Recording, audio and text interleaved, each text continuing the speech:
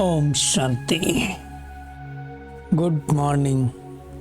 साकार मुरली 23 फरवरी 2026। बाबा का मीठा मीठा पत्र हम मीठे मीठे बच्चों के मीठे मंथन के लिए। मंथन शुरू करने से पहले ज्ञान सूर्य शिव बाबा की लाइट और माइट भरी किरणों के नीचे बैठ जाते हैं और अनुभव करते हैं कि मैं लाइट स्वरूप माइट स्वरूप आत्मा हूं। आज की साकार मुरली में सभी दिव्य आत्माओं का बहुत बहुत स्वागत। आज की साकार मुरली एक तो भगवान ये कह रहा है कि ये संगम युग है, चढ़ती कला का युग, इसमें सभी का भला होता है। मतलब अमीर गरीब छोटे बड़े सबका भला होता है। वो कैसे होता है उसको हम देखेंगे कि सभी का क्या भला होता है, क्या इसको समझना है। दूसरी बात बाबा कह रहा है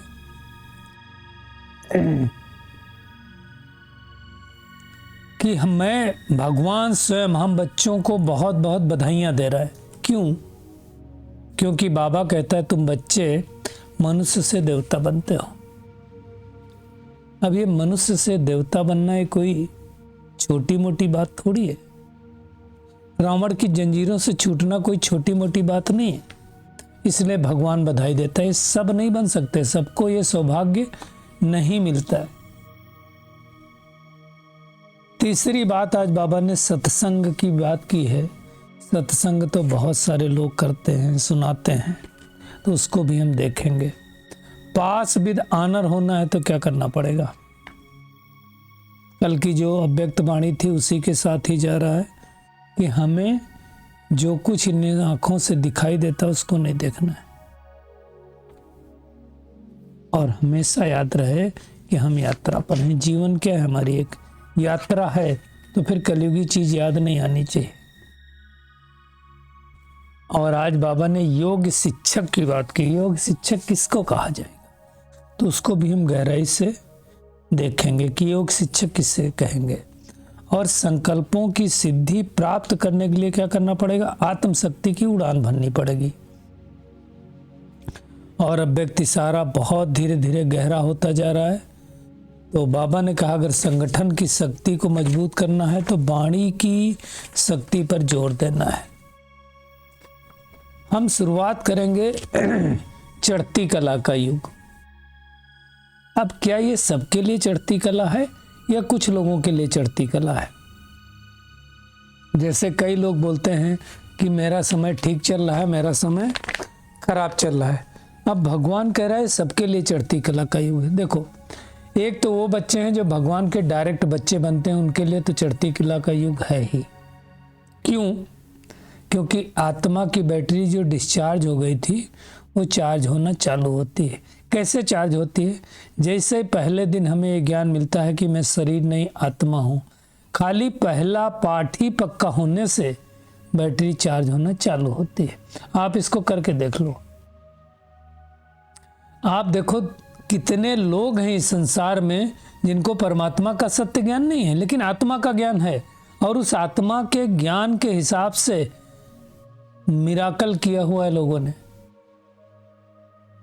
तो जब हम एक्चुअली इसमें फ्रीक्वेंसी का खेल अगर हम साइंटिफिकली देखें तो क्या होता है, आप इसको समझें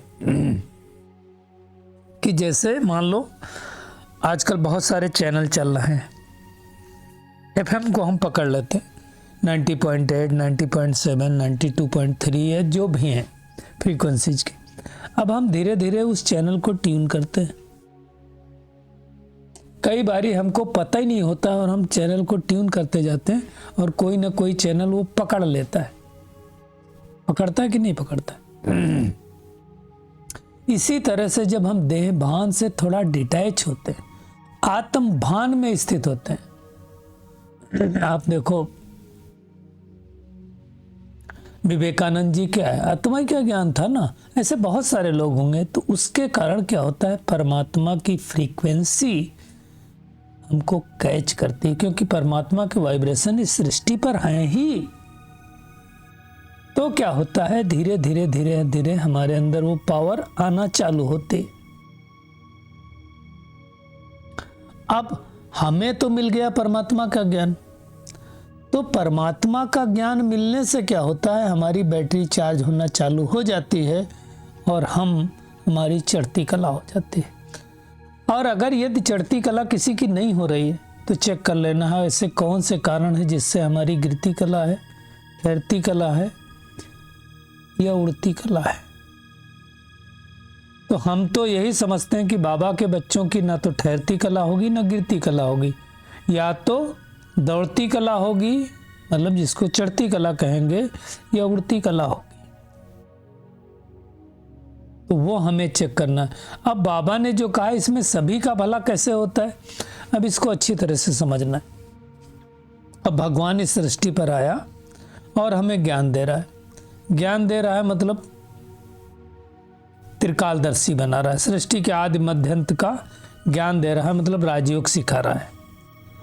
अब जब राजयोग भगवान हमें सिखा रहा है तो हमारा तो कल्याण होने ही वाला है। तो हम राजयोग सीख करके वापस जाएंगे सतयुगी दुनिया में, जो सतयुगी दुनिया आएगी। अब बाकी आत्माएं जो इस समय दुखी हैं, परेशान हैं, अशांत हैं, उनका भी तो भला होगा, वो इस संसार के दुख से मुक्त हो जाएंगे। और जब मुक्त हो जाएंगे तब जो दूसरी लाइन बाबा ने कहा, चढ़ती कला तेरे बहाने सर्व का भला, तो हमारे बहाने, बाबा के बच्चों के बहाने सारी सृष्टि का भला हो जाएगा। आज मैं आपको बताऊं, कल की बात है, फ्लावर शो में कोई एक भाई आया था, उनके साथ समझा रहा था मैं ज्ञान के बारे में। उन्होंने बोला आज दुनिया में कुछ सुख है ही नहीं, कुछ शांति है ही नहीं, कितनी परेशानी है बात मत पूछो। तो कितना लोग परेशान हैं, तो उनका भला हो जाएगा ना, उस सृष्टि से मुक्ति पा जाएंगे। और आप देखो बाबा ने कई बार कहा हुआ है 3/4 भाग इस सृष्टि पर सुख है, 1/4 भाग दुख है। मतलब कलयुग आते आते दुख चालू होता है और कलयुग अंत में अभी अपार दुख हो गया, तो उस दुख से तो मुक्ति पाएंगे, तो सर्व का भला हो गया ना हमारे बहाने। और वैसे मैं आपको बताऊं कि एक आत्मा जब ज्ञान में चलती है तो कितनी चैन उससे जुड़ती है। मैं आपको बताऊं, मुझ आत्मा को ये ज्ञान मिला 2009 में सितंबर में, 3 सितंबर में। तो मैंने ज्ञान लिया, साथ साथ युगल ने लिया, पेरेंट्स ने लिया और भी कुछ लोग थे। अब वो ज्ञान मिलने के थोड़े दिन बाद हमने गांव में आकर के किया, गांव के लोगों को मिला, फिर कुछ रिलेटिव्स लोगों को मिला, अभी उसमें से बहुत सारे ज्ञान में चल रहे हैं। फिर ट्रांसफ़र होकर के हम आए यहाँ मथुरा में, यहाँ आकर के वो चालू किया, फ्लावर शो में चालू किया, फिर धीरे धीरे धीरे धीरे धीरे कितने लोगों को हो गया। मैं ये नहीं कह रहा कि उसमें कोई मेरी विशेषता है, तो ड्रामा में उन आत्माओं का रोल था और ये तो क्रेडिट परमात्मा को जाता है। लेकिन मैं ये बोलना चाहता हूँ कि बाबा के से और बाबा के बच्चों से सबका भला कैसे होता है, और इसी तरह से जब सृष्टि बदलेगी तो सारी आत्माओं का भला हो जाएगा। मैं वो समझाना चाहता हूँ। तो बहुत इंपॉर्टेंट बात है कि सारी आत्माओं का भला कैसे होता है। दुखी हैं, परेशान हैं, शांत हैं, परम धाम में जाकर के तो कोई तकलीफ होती नहीं है। इस नाते से सबका भला हो जाता है, क्योंकि सृष्टि तो परिवर्तन होगी ही। सृष्टि ना परिवर्तन हो ऐसा तो होगा नहीं। तो भगवान आकर के राजयोग सिखाता है, राजयोग सिखा करके बतलाता है कि तुम कैसे कैसे सीढ़ी नीचे उतरे थे, अब तुम फिर कैसे चढ़ोगे। सब ऊपर में चले जाएंगे, हम सब आएंगे सतयुग में पार्ट बजाने के लिए। सतयुग में तो कोई दूसरा धर्म होता नहीं, इसलिए उसको वॉइसलेस वर्ड कहा जाता है। और जब देवताएं वाम मार्ग में चले जाते हैं तो विशेष होने लगता है। फिर था राजा रानी प्रजा सब विशेष होने लगते हैं। तो ये सारी बातें भगवान आकर के हमको समझाता है। गड़बड़ क्या हुआ, परमात्मा की जगह पे नाम डाल दिया बच्चे का, शास्त्रों में तो परमात्मा का सत्य परिचय है नहीं। इस कारण बाबा कहता है आप सब आर्फन बन गए और दुखी हो गए, परेशान हो गए। दूसरी बात, इंपॉर्टेंट बात आज बाबा ने कहा, बाबा सभी ब्राह्मण बच्चों को बहुत बहुत बधाइयाँ क्यों देते हैं? ब्राह्मण बच्चों के, ब्रह्मा मुख वंशावली ब्राह्मण बच्चों, क्योंकि हम बच्चे अभी रावण की जंजीरों से छूटते हैं, मनुष्य से देवता बनते हैं, और जब मनुष्य से देवता बनते हैं तो आप कोर्स भगवान बधाई न दे तो हम कैसे बनेंगे? इसलिए भगवान बधाई देता और कहता तुम आत्माएं पतंग हो। अब ये बहुत इंपॉर्टेंट बात है। बाबा ने कहा तुम्हारी डोर मेरे हाथ में। इसीलिए दुनिया में लोग बोलते हैं सब भगवान के हाथ की कठपुतली हैं, भगवान चाहे जैसे चाहे वैसे नचाता है। थोड़े दिन पहले भी आया था एक साकार मुरली में कि तुम सब कठपुतलियां हो, पार्ट बजा रही हो। डोर किसके पास है? भगवान के पास है, ऐसा लोग कहते हैं। इसीलिए लोगों ने शायद कह दिया होगा पत्ता पत्ता भगवान की मर्जी से हिलता है। वैसे ऐसा होता नहीं है कि पत्ता पत्ता भगवान की मर्जी से हिले, है ना। लेकिन फिर ये क्यों कहा गया कि तुम आत्माएं पतंग हो, तुम्हारी डोर मेरे हाथ में है? अब संगम युग से पहले तक तो हम सब ऐसे बन गए। अब जब भगवान इस सृष्टि पर आया, तो भगवान तो सर्वशक्तिमान है, करेगा ड्रामा प्लान सर, लेकिन किसी की डोर को खींच सकता है ना, तो खींचता ही है। भगवान इस सृष्टि पर ना आए तो हम सर की राजाई पाएंगे नहीं। इसलिए बाबा कहता है कि तुम्हारी डोर मेरे हाथ में है, मैं तुमको स्वर्ग का मालिक बनाता हूं। मैं ना हूं तो तुमको स्वर्ग का मालिक कौन बनाएगा? ये बात अच्छी तरह से समझ करके फिर दूसरों को समझाना। क्योंकि देखो देवताओं को ये ज्ञान नहीं रहेगा, क्योंकि ये ज्ञान प्राय लोप हो जाता है। ये ज्ञान हम ब्राह्मण आत्माओं को रहता है। देवताएं तो प्रारब्ध भोगते हैं ना, तो उनको नहीं पता होता है। तो भगवान ये संगम युग पर आकर के ये ज्ञान देता है, ब्रह्मा तन के द्वारा ज्ञान देता है ना। दुनिया में तो कितने सत्संग होते हैं, लेकिन ऐसा सत्संग कोई नहीं होता जिसमें सत्यनारायण की कथा, अमर कथा, तिजरी की कथा सुनाई जाती हो, है ना। पहले भी आ चुका है ये वाली बात, तो उसमें मैं नहीं जाऊंगा। आज बाबा ने शिवानंद को भी याद किया कि शिवानंद सुनाते हैं, और आरती में भी आते हैं, कहा शिवानंद स्वामी, है ना। तो एक्चुअली भारत में तो गली गली सत्संग है, हर गली में मंदिर मिलेगा। आज तो बाबा ने कहा माताएं भी पुस्तक उठा करके सत्संग करती हैं, है ना। वहां तो पता देखना पड़ता कौन मनुष्य पढ़ा रहा है, क्या पढ़ा रहा है।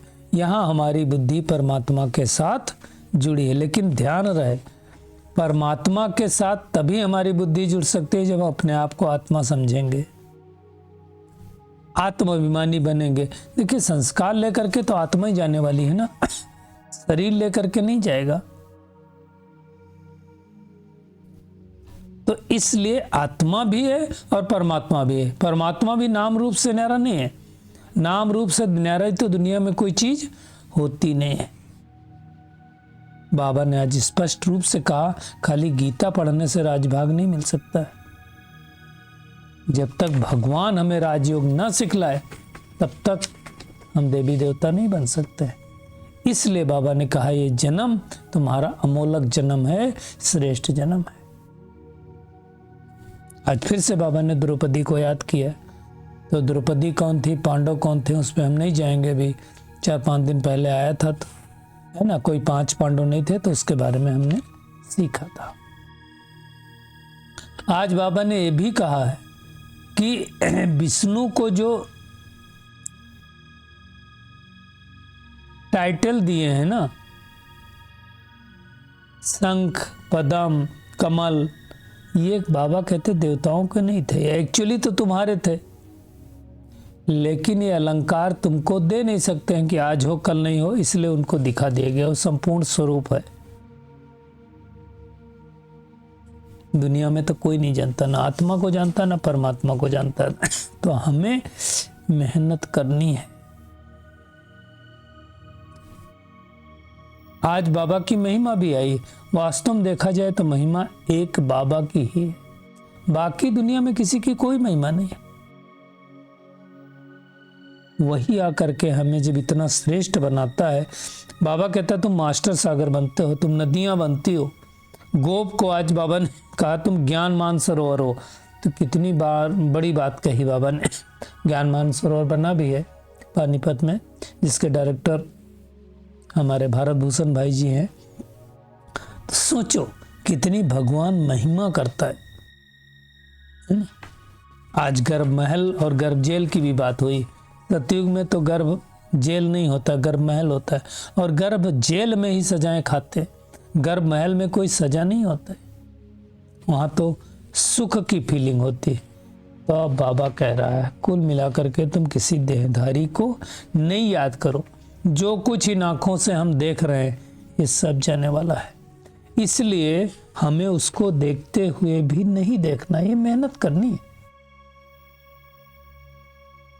हमें फिर से उस दिन याद किया था ना, गृहस्थ आश्रम को स्थापित करना है।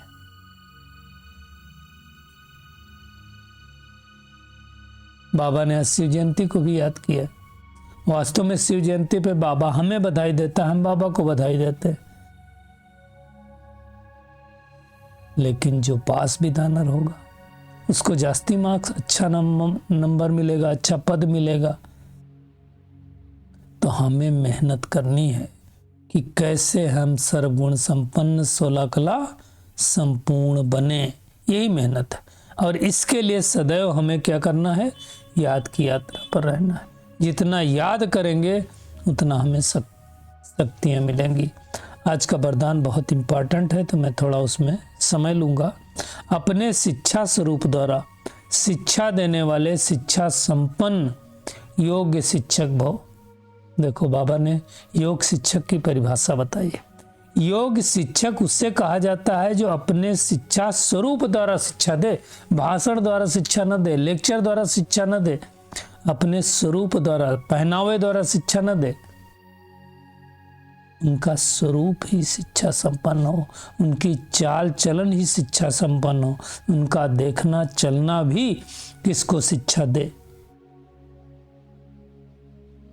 देखो शिक्षक ऐसे होते हैं जो किसी को भी जमीन से उठा करके आसमान में बिठा सकते हैं, किसी का जीवन बदल सकते हैं, वो तो परम शिक्षक है। तो आप सोचो, मनुष्य को देवता बना देना है कोई छोटी मोटी बात नहीं है, बहुत बड़ी बात। तो भगवान आकर के हमें शिक्षक के रूप में चरित्रवान बना रहा है। इसलिए आप देखो स्कूलों में कैरेक्टर सर्टिफिकेट मिलता है, उसकी फाइल मिलती। देखो किसी को वाणी द्वारा शिक्षा देना ना एक कॉमन बात है। आज दुनिया में कोई वाणी द्वारा सुनना नहीं चाहता, इसलिए बहुत सारे लोग कहते हैं आपके यहाँ भाषण देने वाले बहुत सारे हैं, भाषण देने वाले कम है, बोलते ज़्यादा है करते कम है। ये कंप्लेन मुझे सुनने को मिलती है, लेकिन कहते कम है। आप देखो बहुत सारे लोग उस शिवानी बहन को सुन करके फिर जाते हैं, सेंटरों पर जाते हैं। अब वो जो सुनाते हैं वो वाइब्रेशन जब नहीं मिलते हैं तो लोगों का भी थोड़ा सा। तो हमें क्या करना है, चाहे आपका सेंटर हो, चाहे गीता पाठशाला हो, सब भाई बहनों को चाहे समर्पित हैं चाहे नान समर्पित हैं, घर गृहस्थ हैं, लेकिन हमें क्या करना है, अपने श्रेष्ठ कर्म श्रेष्ठ संकल्पों के द्वारा, संकल्पों की शक्ति के द्वारा सबको अनुभव कराना है। इसलिए अनुभव की बहुत बड़ी महिमा है। अनुभवी मूर्त बन करके सबको अनुभवी मूर्त बनाना है, यही तो मेहनत है। तो हमारे हर कदम में, जैसे साकार ब्रह्मा बाबा था ना, उनके हर कदम कदम पर शिक्षक के रूप में प्रैक्टिकल में देखा, उनके चरित्र देखे ना, ब्रह्मा बाबा के 18 कदम भी हम सबने देखे ना।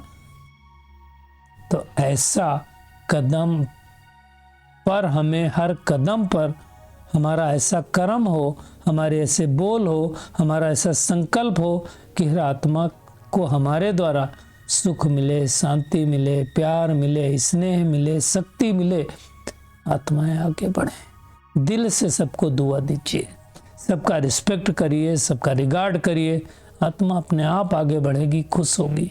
कल जो बाबा ने कहा था ना कि आपके प्रकंपन आत्मा को आगे बढ़ाएं। इसलिए किसी के पास जाओ तो बहुत अच्छा लगता, किसी के पास जाओ नहीं अच्छा लगता। आत्मा खींची चली आए, वो आकर्षण हमारे अंदर होना चाहिए, उसकी मेहनत करनी है। और बाबा ने कहा स्लोगन में, संकल्पों की सिद्धि प्राप्त करने के लिए क्या करो? आत्म शक्ति की उड़ान भरते चलो। तो पहली बात, आत्मिक स्वरूप में स्थित होना है, उनकी शक्तियों का प्रयोग करना है। देखो संकल्पों की सिद्धि कैसे मिलती है? कई लोग कहते हैं एक संकल्प में सिद्ध होते हैं। वो जो दुनिया में लोग रिद्धि सिद्धि प्राप्त करते हैं ना, वो रटते हैं। आपने सीरियलों में देखा होगा, वो रट रहे हैं ओम नमः शिवाय, ओम नमः शिवाय, ओम नमः शिवाय, मतलब एक संकल्प में टिकते हैं। इसका मतलब सिद्धि प्राप्त करनी तो हमारे संकल्पों की गति क्या होनी चाहिए? कम होनी चाहिए। और हमारे संकल्प जब 7-8 के आसपास हो जाते हैं, हम हमेशा शांति का अनुभव करते हैं।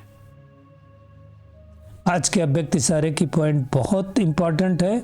संगठन को एकता के सूत्र में पिरोने के लिए वाणी की शक्ति पर विशेष ध्यान दो। ये वाणी है जो या तो जोड़ती है या तो तोड़ती है। इसलिए बाबा ने कहा वाणी सदा निर्मल हो, कम बोलो, उसके लिए धीरे बोलो, मीठा बोलो और सम्मानजनक बोल ही बोलो। ऐसा ना हो कि हमारे बोल किसी को डिस्टर्ब कर दे। कई लोग ऐसे बोल बोलते हैं, नहीं बोलना चाहिए, लौकिक वाले हों या अलौकिक वाले हों। बाबा ने देखो स्पष्ट रूप से कहा, अभी तक साधारण बोल ज्यादा हैं, उसके जगह पे अलौकिक बोल हो। कल बाबा ने फरिश्तों के बोल बोले थे ना, कैसे होने चाहिए, फरिश्तों की परिभाषा बताई थी ना। तो बाबा कहता फरिश्तों के बोल हो, हर बोल मधुर हो। इस बात पर अंडरलाइन करेंगे तभी भगवान की प्रत्यक्षता होगी, ऐसे नहीं हो सकती। तो आज की पूरी मुरली का टेक होम यही है कि हमें एक किसी भी देनदारी को नहीं याद करना है, एक बाबा को याद करना है, तभी हम पास विधानर बन सकते हैं। जो कुछ इन आँखों से दिखता है, देखते हुए भी नहीं देखना है। हम अमर लोक की यात्रा पर जा रहे हैं, इसलिए मृत लोक का कुछ भी नहीं याद आए। ध्यान रहे हमारी कर्मेंद्रियों द्वारा कोई विकर्म नहीं होना चाहिए। अब हमें अपने स्वरूप द्वारा शिक्षा देनी है, चाल चलन द्वारा शिक्षा देकर के योग शिक्षक बनना है। और कम बोलना है, धीरे बोलना है, मीठा बोलना है। हमारे बोल फरिश्तों के हों, अलौकिक हों, मधुर हों, तब भगवान की प्रत्यक्षता होगी। अच्छा, शुक्रिया मीठे प्यारे बाप दादा, शुक्रिया आप सभी का इस मीठे मंथन के लिए। अच्छा, ओम शांति।